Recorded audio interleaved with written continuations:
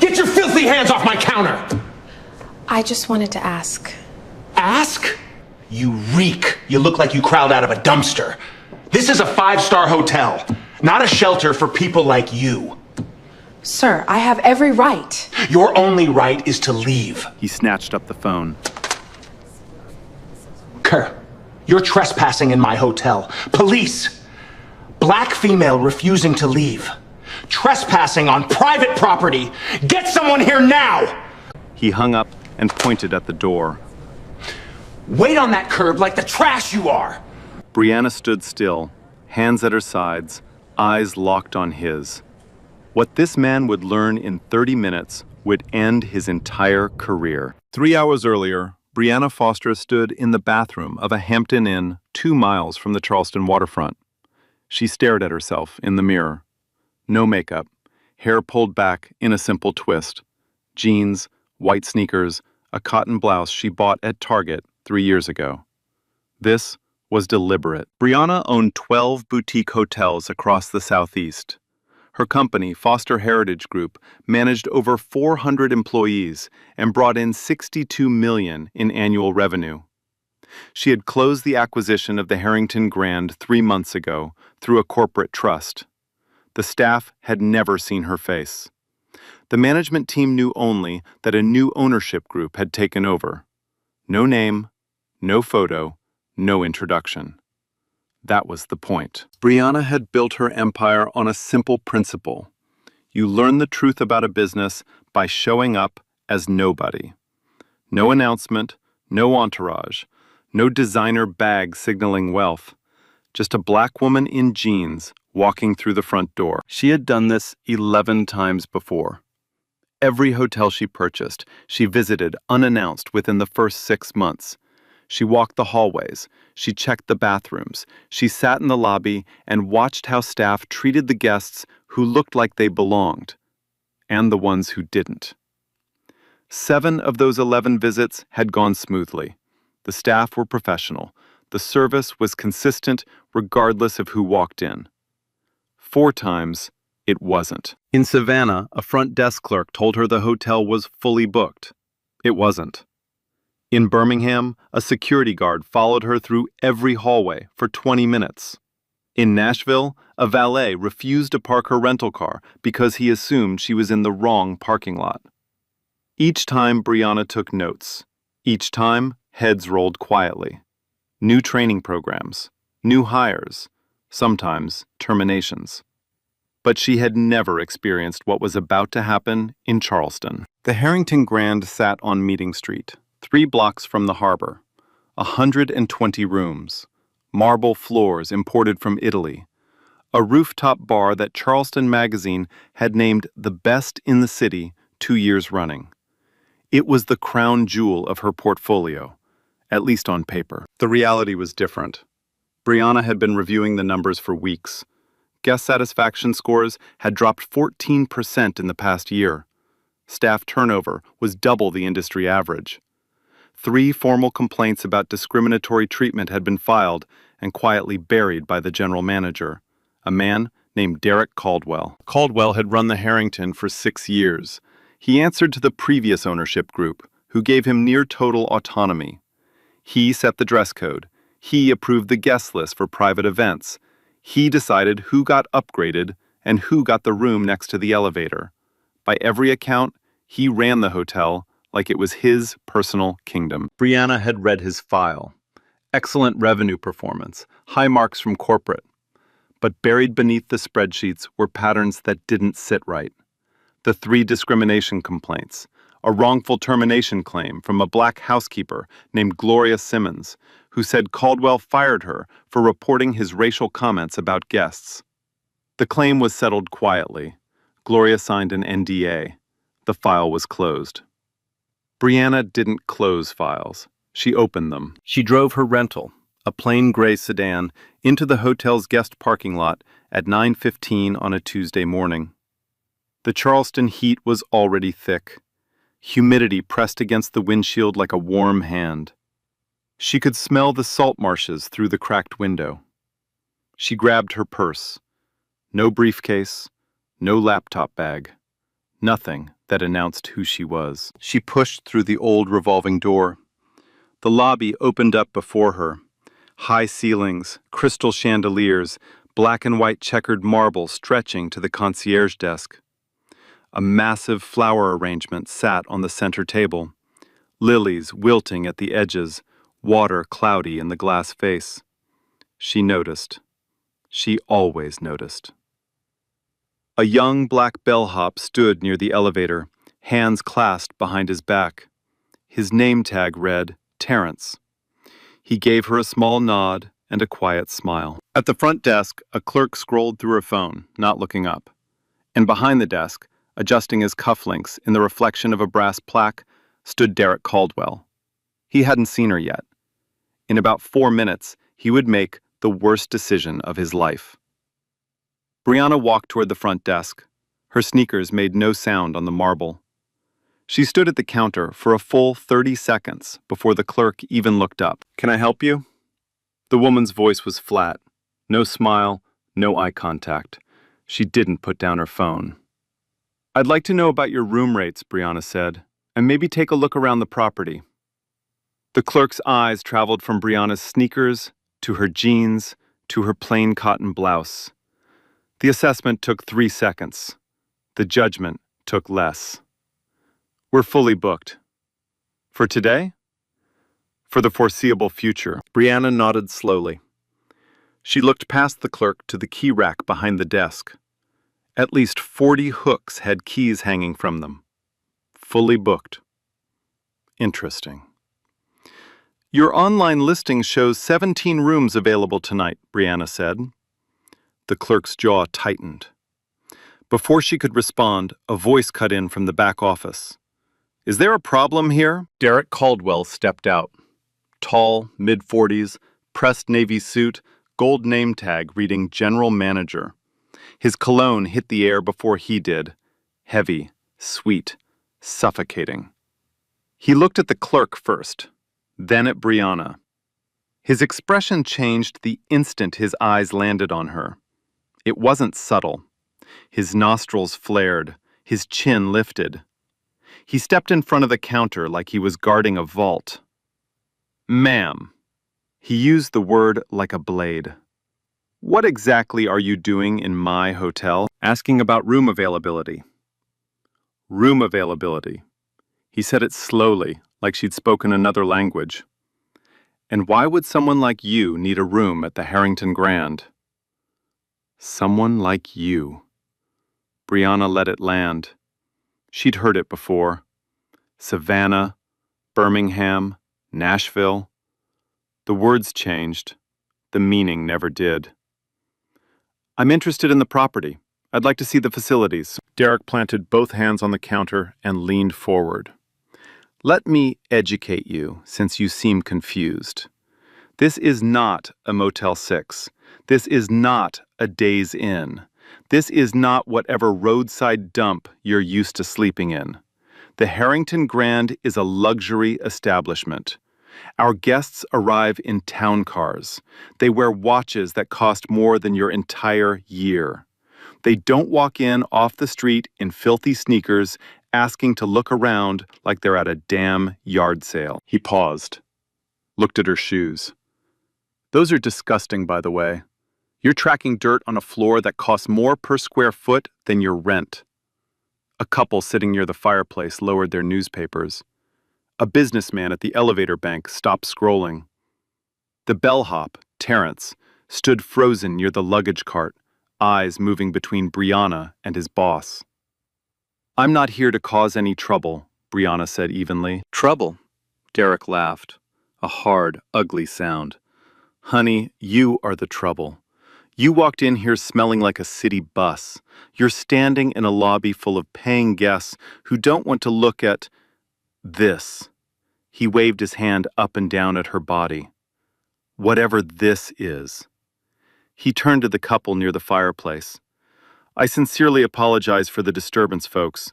This will be taken care of right now." The woman on the sofa gave a tight nod. Her husband shifted in his seat and said nothing. Neither of them looked at Brianna. Derek straightened his jacket and turned back. "Still here?" Fine, let me humor you. He made a show of typing on the computer. 3 keystrokes, a dramatic squint at the screen, then a smile, thin, cold, rehearsed. No reservation, under any name. What a shock. You barely typed anything. I typed enough. He leaned closer. Close enough that she could see the capillaries spreading beneath his skin, the thin gold chain under his collar, the vein pulsing at his temple. I've been managing luxury properties for 15 years. I can spot someone who doesn't belong before they reach the front desk. And you, sweetheart, you don't belong here. You've never belonged in a place like this. And you never will. The lobby was silent now. Every guest had stopped what they were doing. A woman by the gift shop covered her mouth. A concierge at the side desk pretended to study his screen, but his fingers weren't moving. Brianna felt the heat climb from her chest into her throat. She had trained herself for moments like these. Years of walking into rooms where people decided who she was before she said a word. Years of converting insults into data, humiliation into leverage. But Derek Caldwell, the way he stood with his chin raised, his voice pitched to fill every corner, his body angled to block her from the counter like she was a contaminant, was testing every thread of that discipline. She uncurled her fingers, slowly. "I'd like to speak with the owner," she said. Derek's laugh was short and sharp. "The owner? The owner?" He turned to the clerk. "Rachel, she wants to speak with the owner. Isn't that precious?" Rachel managed a weak smile. Her eyes said something different. "Let me break this down for you, since clearly you don't understand how the world works." Derek stepped around the counter. He was in front of her now, barely 2 feet away. "I don't even talk to the owner. Nobody does. Some faceless investment group bought this place 3 months ago and hasn't sent so much as an email. They don't show up, they don't call, because they don't need to. You know why?" He jabbed a finger toward his own chest. "Because I run this hotel. I make every decision. I hire, I fire. I decide who walks through that door and who doesn't. And today, right now, I'm deciding that you don't." He pulled out his phone. "So here's what's going to happen. You're going to walk out that door on your own 2 feet. Or I'm going to call the Charleston Police Department, and they're going to come in here with handcuffs and drag you out in front of everyone for criminal trespassing. Your choice." "Trespassing," Brianna said quietly, "for standing in a lobby. For being somewhere you have absolutely no right to be." His thumb hovered over the dial screen. "You have 10 seconds. Terrence stepped forward. Just 1 step. A slight extension of his hand. "Ma'am, can I get you some water while you—" "Terrence!" Derek's voice cracked like a gunshot across the marble. "What did I just say? Step back, right now. You do not serve people who are not guests of this hotel. You do not speak to them. You do not acknowledge them. Do you understand me? Or do you want to join her outside?" Terrence recoiled. His hand dropped. He moved behind the luggage cart and stood there with his jaw clenched and his eyes fixed on the floor. Brianna watched every second of it. She watched a young man reach out with basic human kindness and get destroyed for it. She watched his shoulders fold inward. She watched him disappear behind the cart like he wanted to vanish. She filed everything. The clerk's silence. The guests' frozen faces. Terrence's humiliation. The 40 keys dangling untouched behind the desk. "Time's up." Derek pressed the phone to his ear. "Yes, this is Derek Caldwell, General Manager at the Harrington Grand, 215 Meeting Street. I need officers dispatched to the lobby immediately. I have a black female, mid-30s, no identification, no reservation, who is refusing to vacate the premises. She's trespassing and causing a disturbance. Yes, I'll hold. He kept the phone against his ear, stared at Brianna with the calm satisfaction of a man who had already won. They're on their way, he said. Charleston PD knows this hotel. They know me personally. I suggest you start walking. Brianna looked around the lobby one final time. The couple by the fireplace had buried their faces in their papers. The businessman had his phone angled toward her, recording.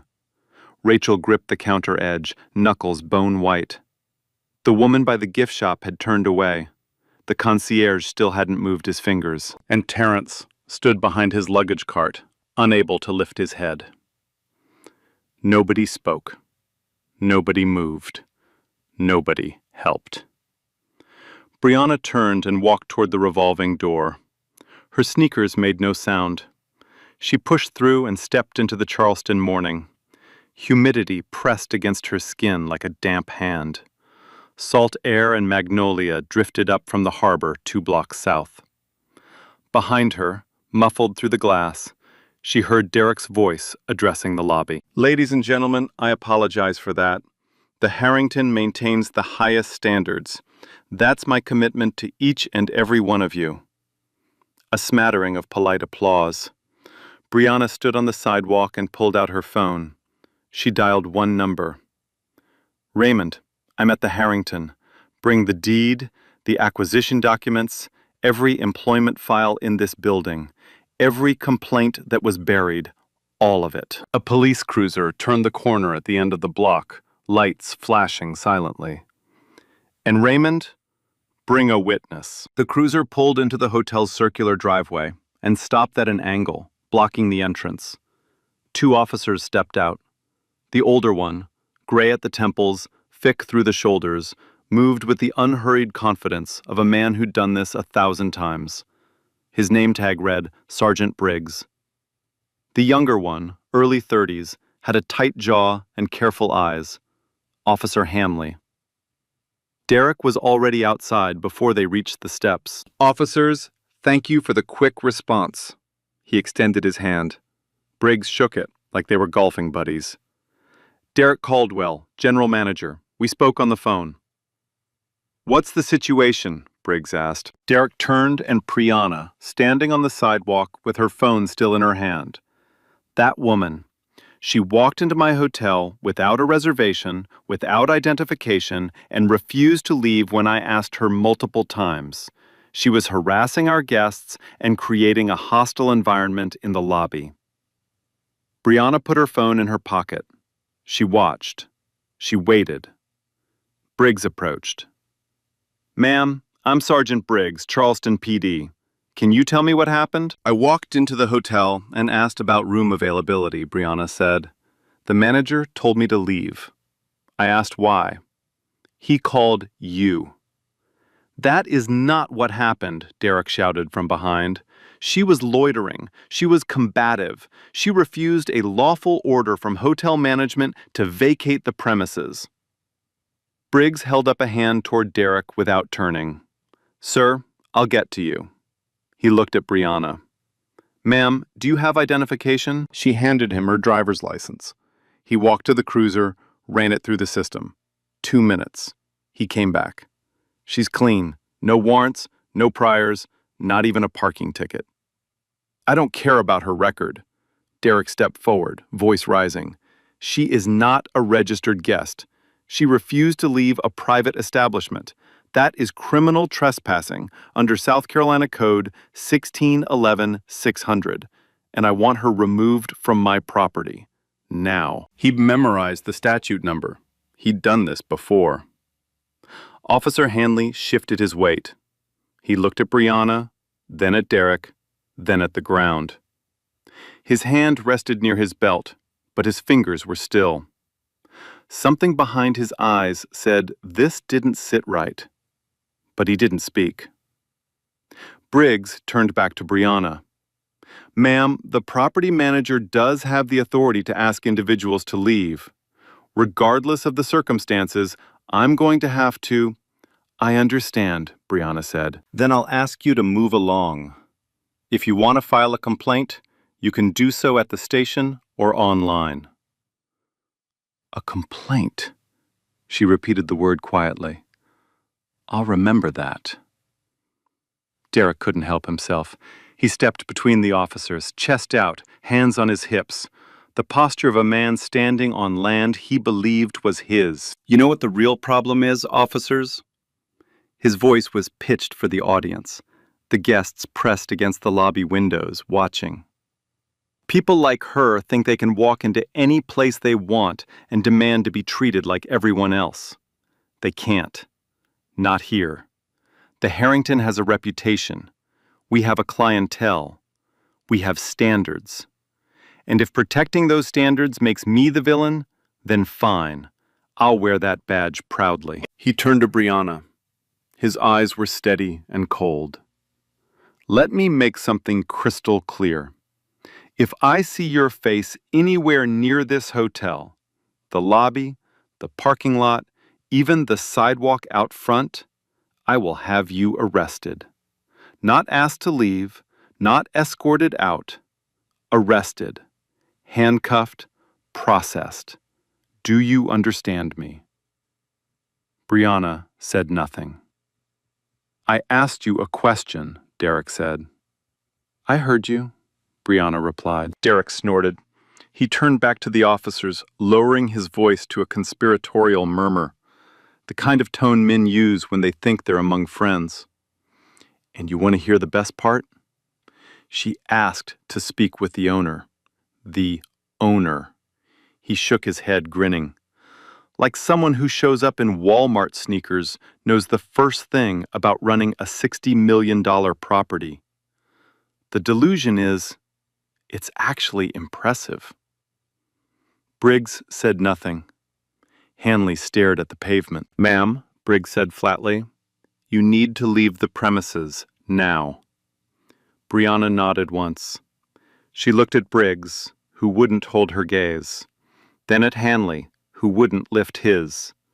Then at Derek, standing in front of his hotel with arms crossed and chin raised like a monument to his own authority. She memorized every detail. The gold cufflinks catching sunlight, the smirk carved into his face, the way he'd positioned the officers on either side of him like props. She turned. She walked down the sidewalk, slowly, without hurry. Her sneakers scraped softly against the hot pavement. Behind her, Derek clapped Briggs on the shoulder, like they'd just won a game together. I appreciate you boys, seriously. Can't have people like that wandering into places like this. Sends the wrong message. Kills the brand. Just doing our job, Briggs said. And you do it damn well. Tell your captain I said hello. We host the department Christmas party every year. Top shelf, open bar, on the house. You're always welcome. Briggs nodded. Both officers returned to the cruiser. They pulled out of the driveway without a single glance at the woman standing on the sidewalk. Derek watched them go. He adjusted his tie, surveyed the entrance, waved at a guest peering from a second-floor window. Then he pushed through the revolving door and stepped back into his kingdom. He gathered the staff and remaining guests near the front desk. Ladies and gentlemen, I want to personally apologize for what you witnessed. Your comfort and safety are my absolute top priority. What happened today was an unfortunate intrusion by someone who had no business being here. It's been handled. Decisively. The Harrington Grand remains what it has always been, a place of class, distinction, and excellence. That will never change as long as I'm in charge. Rachel clapped first. 2 guests followed. A third. The sound echoed across the marble. Terrence stood near the elevator. His hands hung at his sides. He did not clap. Derek returned to his office, closed the door, and sat behind his mahogany desk. He opened his laptop and began typing. Subject: trespassing incident. Unauthorized individual removed by law enforcement. At approximately 9:25 a.m., An unidentified black female entered the lobby without a reservation or legitimate business purpose. She became aggressive, confrontational, and verbally hostile towards staff and management.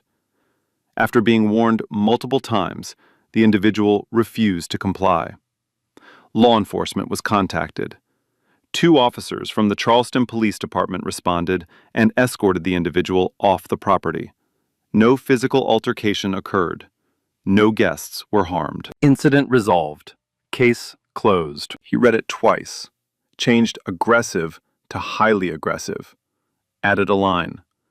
Management recommends distributing the individual's description to front desk staff to prevent re-entry. He clicked save.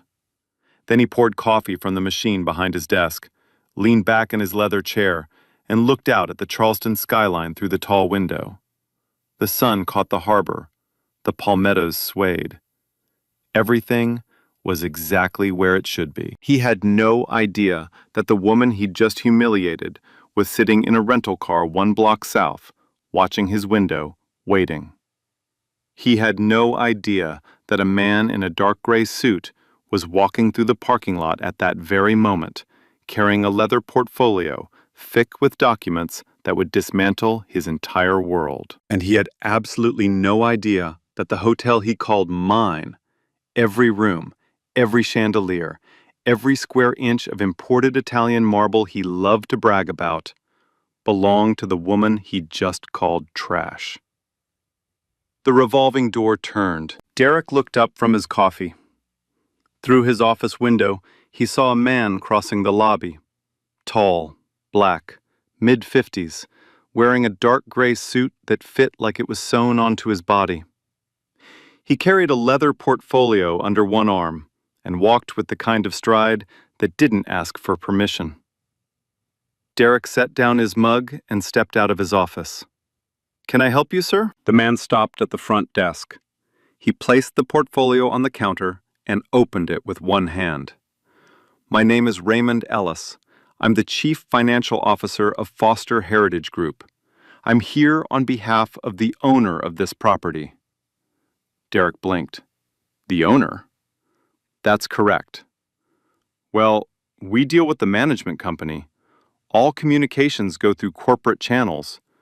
If the ownership group wants a meeting, they can contact my office and—" "They're not requesting a meeting, Mr. Caldwell." Raymond's voice was calm, precise, the kind of calm that comes from knowing exactly what's about to happen. "The owner is here, in person, and she would like to speak with you directly." Derek straightened. He tugged his jacket, touched his tie, ran a hand over his hair. The reflexes of a man preparing to impress someone important. "Of course, absolutely. Where is the owner? I'll clear the conference room." "That won't be necessary." Raymond turned toward the revolving door. He didn't gesture. He didn't wave. He simply looked. And Brianna Foster walked back in. Same jeans, same sneakers, same cotton blouse. Same woman Derek had called trash 45 minutes ago. She crossed the lobby floor, her sneakers silent on the marble, and stopped 3 feet in front of Derek Caldwell. The color drained from his face. It didn't fade. It vanished, like someone had pulled a plug beneath his skin. His mouth opened. Nothing came out. "Mr. Caldwell," Raymond said, his voice carrying across the silent lobby. He turned the portfolio toward Derek, page by page. "This is the deed of ownership for the Harrington Grand, transferred to Foster Heritage Group on March 14th of this year. This is the acquisition agreement, signed and notarized. This is the corporate charter listing the sole principal and CEO of Foster Heritage Group." He tapped the name at the bottom of the page, printed in clean black ink. Brianna S. Foster. "This woman," Raymond continued, "is the sole owner of this hotel. She owns the building. She owns the land beneath it. She owns every piece of furniture, every fixture, every chandelier hanging from every ceiling. She owns the desk you're leaning on. She owns the office you just walked out of. She owns the chair you were sitting in when you drank your coffee and typed a false incident report about her. Derek's hand gripped the edge of the counter. His knuckles went white. His mouth moved, but no sound came out, just a dry, clicking noise, like a man trying to swallow something that wouldn't go down. Rachel stared from behind the desk, both hands over her mouth. The businessman who'd been recording earlier had his phone raised again, lens pointed directly at Derek's face. Two guests near the fireplace stood frozen. A woman by the elevator whispered to her husband, "Oh my God." Terrence stood near the luggage cart.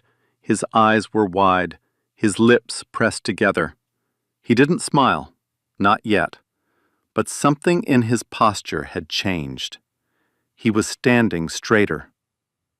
Brianna looked at Derek. She didn't raise her voice. She didn't need to.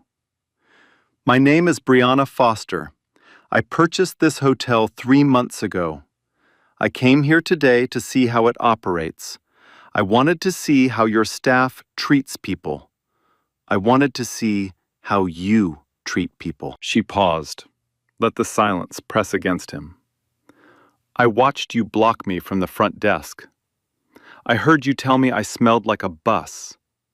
I heard you call me trash. I watched you threaten to fire a young man for offering me a glass of water.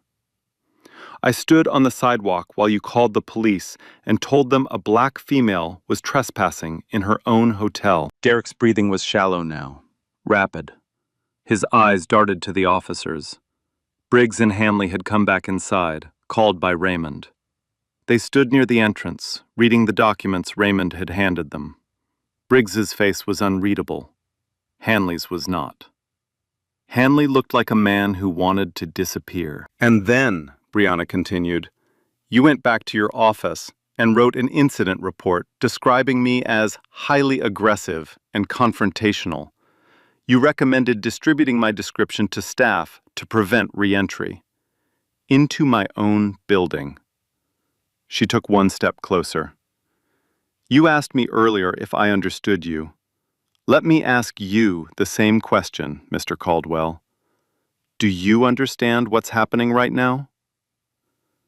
Derek's mouth finally produced words.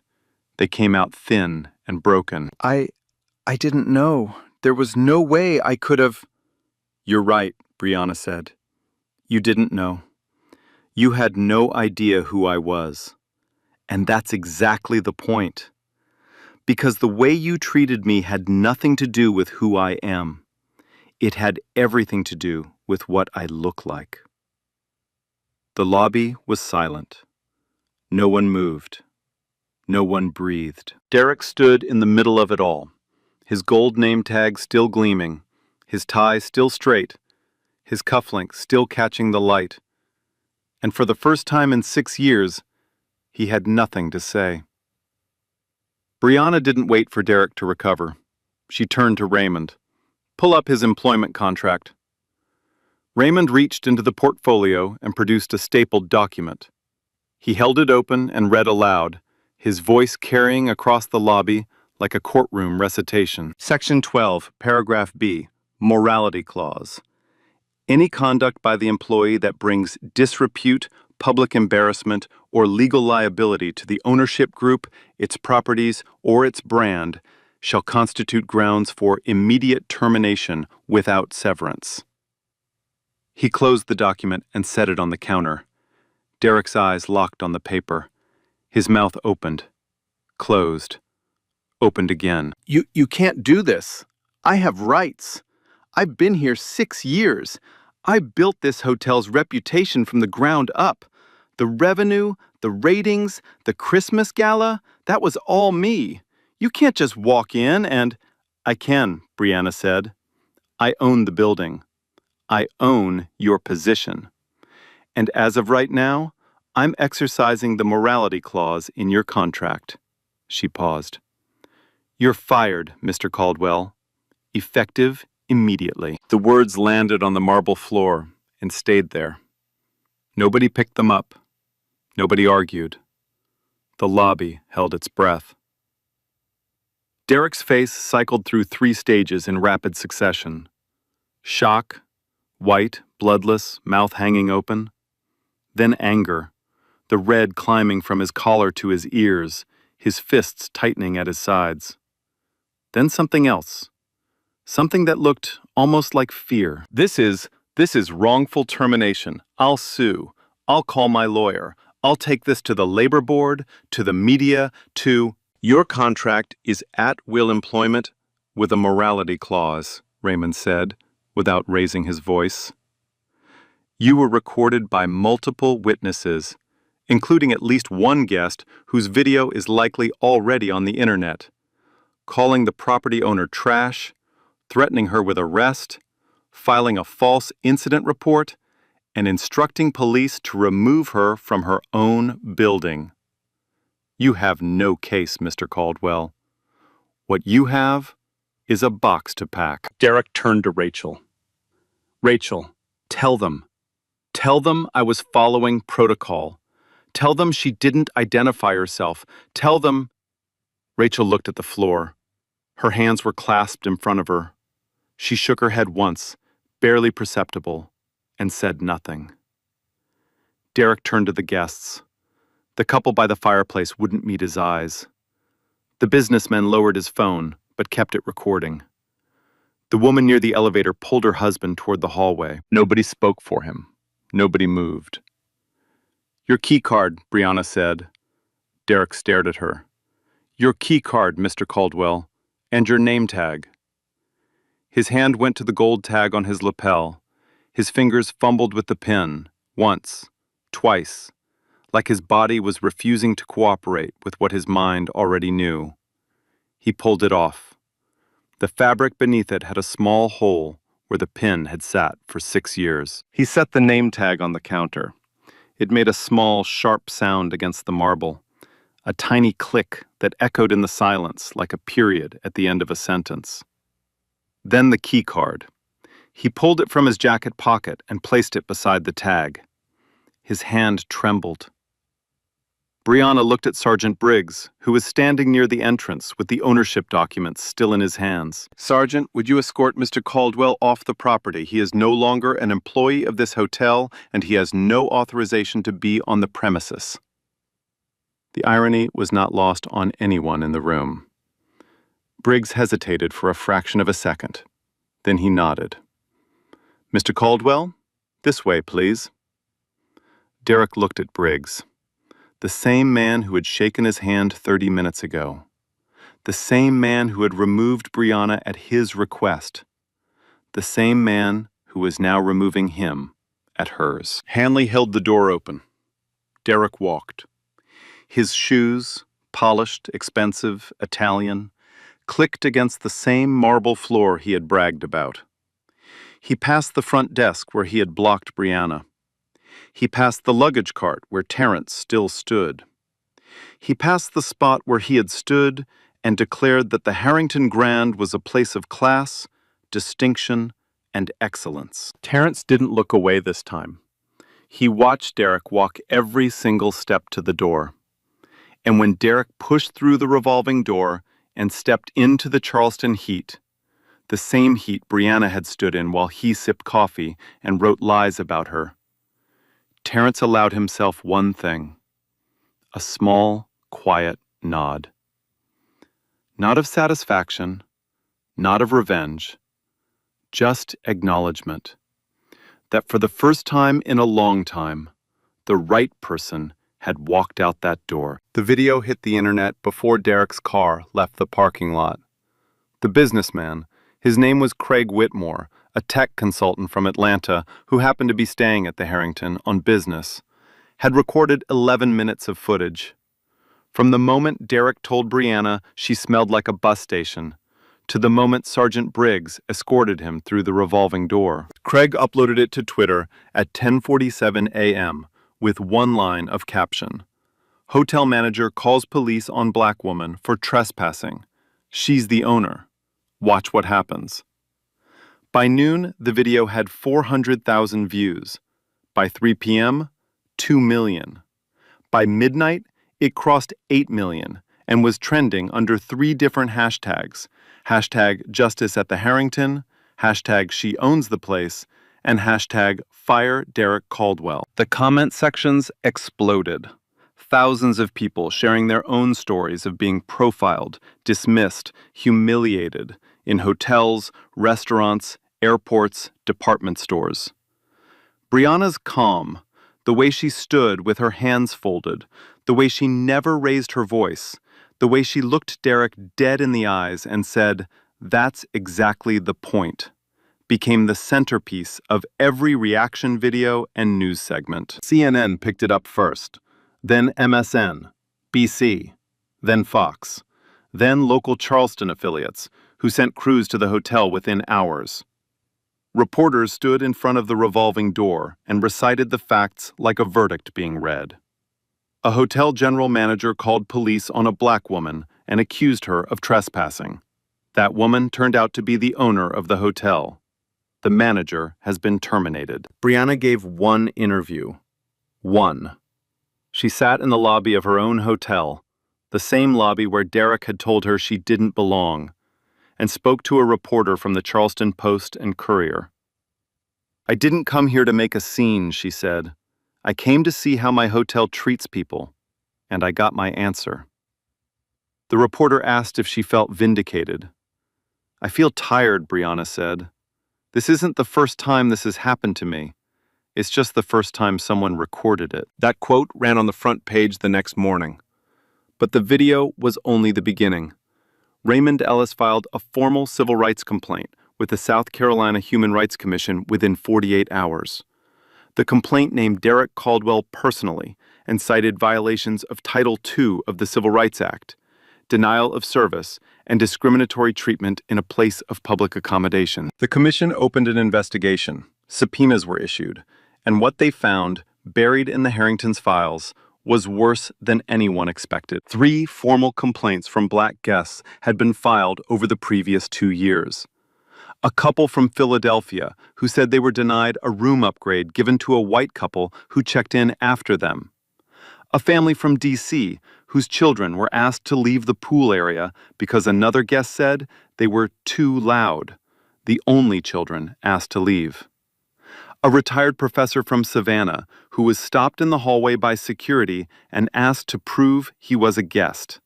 3 times in one stay. All 3 complaints had been received by Derek Caldwell. All 3 had been marked resolved, no action required. All 3 complainants said they never received a response. Then Gloria Simmons came forward. Gloria had worked as head housekeeper at the Harrington for 4 years.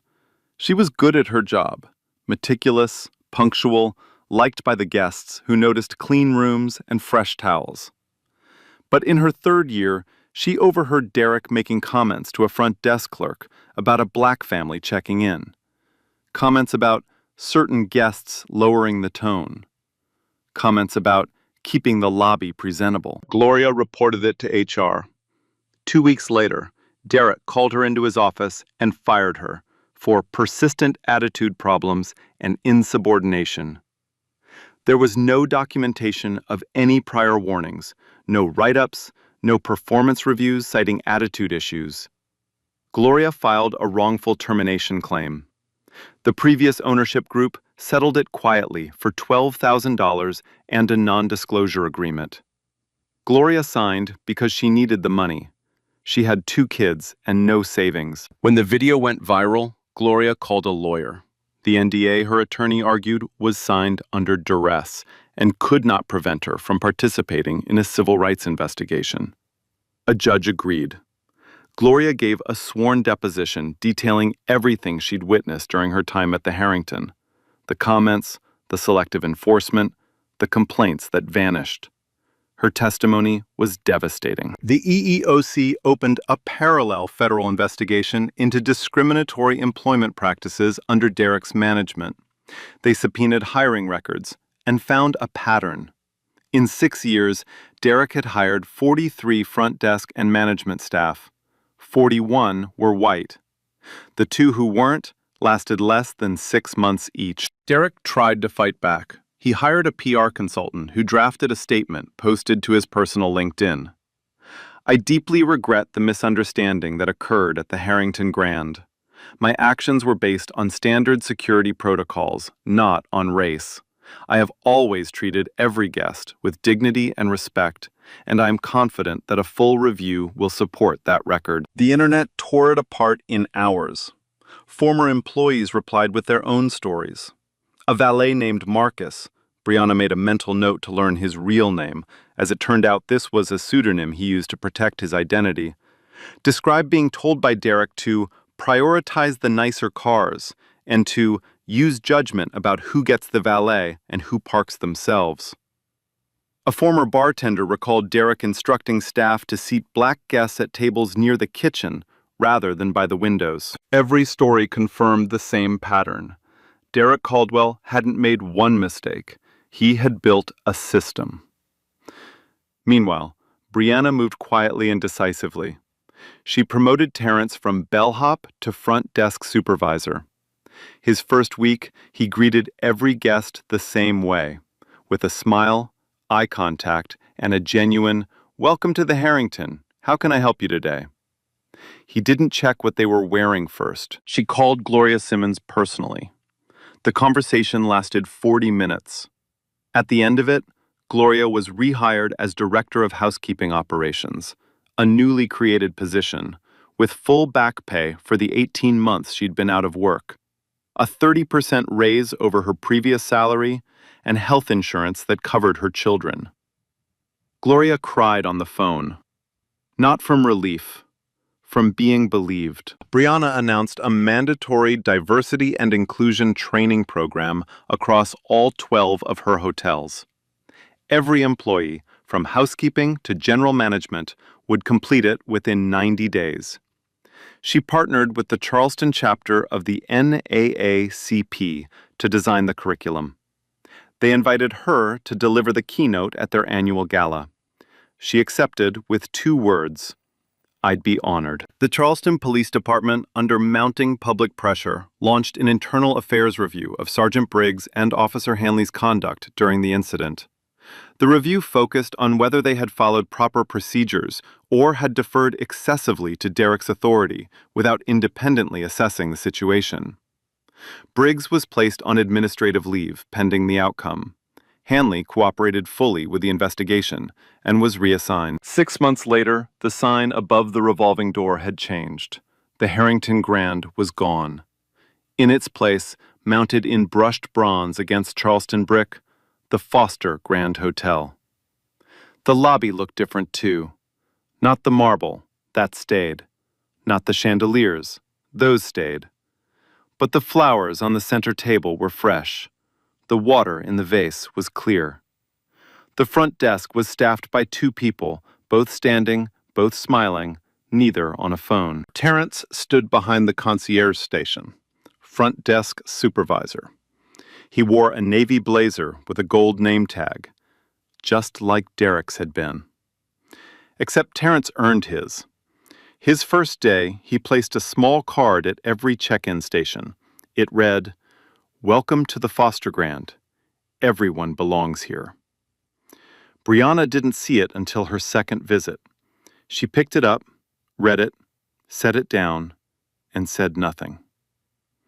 But Terrence noticed she touched the corner of her eye before turning away. Gloria Simmons ran housekeeping like a general. Her team had grown from 8 to 14. Guest satisfaction for cleanliness jumped 31%. She held Monday briefings in the break room, coffee, pastries, a 5-minute check-in where every housekeeper could speak without fear. She kept a framed screenshot on her desk. The moment in Craig Whitmore's video where Brianna said, "That's exactly the point." Below it, in Gloria's handwriting, "She believed me." The hotel's ratings were the highest in a decade. The diversity program Brianna launched was being studied by 2 hospitality schools as an industry model. She still visited unannounced, still wore jeans, still drove the rental. But now the staff greeted her by name, not because they had to, because they wanted to. On a Thursday in October, a young black woman walked into the lobby, maybe 22, sundress, small duffel bag. She stood near the entrance with the uncertain look of someone not sure she was allowed to be there. Terrence walked over. "Welcome to the Foster Grant. Can I help you?" She hesitated. "I don't have a reservation. I wasn't sure if—" "We always have room." He picked up her bag and carried it to the desk himself. Brianna watched from a chair near the fireplace. She didn't say a word. Derek Caldwell was last seen working the front desk of a budget motel off Interstate 26, 40 miles from Charleston. He declined every interview. His LinkedIn was deleted. The civil rights case settled out of court. Damages undisclosed but described as significant. He was barred from hospitality management for 5 years. His false incident report, the one calling Brianna highly aggressive, became Exhibit A in the EEOC investigation. Sergeant Briggs retired early. Officer Hanley transferred to community policing and completed bias training voluntarily. He never spoke publicly, but a colleague said Hanley told him one thing: "I should have spoken up. I knew it was wrong. I just stood there." Craig Whitmore's video reached 43 million views. It was cited in a congressional hearing on racial profiling, and Brianna Foster bought her 13th hotel. What would you have done if you were Brianna? Would you have revealed yourself right away, or waited? Drop your answer in the comments. If this story made you feel something, share it with someone who needs to hear it. Subscribe, because stories like this need to be told. And we're just getting started. 43 million views, a federal investigation, a 6 years career, erased in 30 minutes. All because one man looked at a woman in jeans and decided she was nobody. But the part that stays with me is not the firing, it's Terrence, a young man who offered a stranger water and was greeted for it. Months later, he's standing behind the same front desk, wearing the name tag, greeting every guest the same way. No judgment, just "Welcome, how can I help you?" Brianna didn't just remove a bad manager. She rehired Gloria with full back pay. She promoted Terrence. She put a card at every desk and read, "Everyone belongs here." That's not revenge. That's legacy. That's women turning pain into something that outlasts the people who caused it. Real talk. I kept thinking about Brianna standing on that sidewalk, not crying, not screaming, just waiting, with the whole building 1 block away. Have you ever walked into a place and felt someone decide you didn't belong before you even opened your mouth? What did you do? What do you wish you've done? Drop it in the comments. I want to hear your stories. If this hit you, share it with someone who needs it today. Subscribe, hit the bell. We've got another story coming that'll stop you mid-scroll. Your worth was never determined at the door. It's determined by what you carry when you walk back in.